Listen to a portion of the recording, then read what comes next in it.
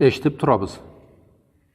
Allahu Teala kesini mudrastibla, kesini çomartlıqla bizni yaratkan saatda türlü etip yaratkan. Bizni türlü etip yaratkanıça kulluqlada da bergen etken zamalla turup turalla künle ol farzlarını ete, karun kelse bir sünnetini ete bir suap oraza tuta. Sonra Allahu ta kelese de Allah künlege kelese.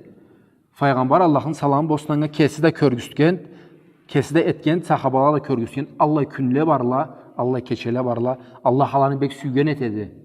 Bek süygen etedi. Kulları ol künleni, kalgan künledeçe öttürmeyin. Allah'a kullukunu köbre gettirsele. Bir hadisinde Peygamberin Allah'ın salamı bosnanga übüçe aytkan etedi. 4 zat bar etteydi. Allah'ın keleçisi ol 4 zatını koymayedi. Ne bolsa da dep. Aşurada orazanı tutkan. Zulhiccanı ol 10 gününde suab işle etip orazanı tutup durgan. Ertten namazdan sonra duha namaz deyibizde duha namazını kılganını. Sonra ayını içinde 3 gün barttaydı. Ol 3 gününü tutup dursan ayını içinde oraza tutsan 3 gününü ayını içinde sağ ayını oraza tutkan çat dep. Mol 4 zatını koymagandı. Aşura, Zülhiccanı 10 günü, ayını ortasında 3 gün, 12. 13. ortönünkü ayın ayını tolgan günlerdeyle ay tolgan etetiler bizde ayın ortası jetip kökke qarasaz ay top tolup oltururdu. Ol tolup olturan zamanında ol 3 günlü oraza tutulsa sağ ayını oraza tutkança bir suaptı. Duha namaz. Başka hadiske qarasağız vitr namazda keledi. Bergen etken sonra kele bizde Allah ayga jetemiz Ramazan aydı.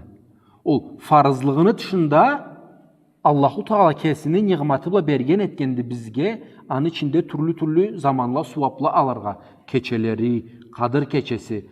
Pet kete bizde barıp turabız. Ol suva barança barıp turabız. Sonra Allahu Teala pet bizni uyatkan etedi. Ey adamla Aşura gün jetti dep. Ey adamla Zulhicce jetti. Arafat gün jetti. Kurban bayram jetti dep. Uyatıp turadı. Biz çuklarga izlep turabız. Reska farzımızı ettik kettik. Unutkan etebiz. Buku çaklı bir. وَمَنْ يَعْمَلْ مِثْقَالَ حَبَّةٍ خَيْرًا يَرَى deydi. مِثْقَالَ ذَرَّةٍ خَيْرًا يَرَى. Buku çaklı bir zat etilse de deydi suabiş. Tas bollukluk deydi. Allah'ın alında o körüngen eterikti deydi. Biz körgen etebiz. Yaşap barabız. Kart bolabız. Ölebiz. İzlerik biz ol suaplanı ayne getmegenek bunu de. Kelgen saatte uyanıra kerek biz.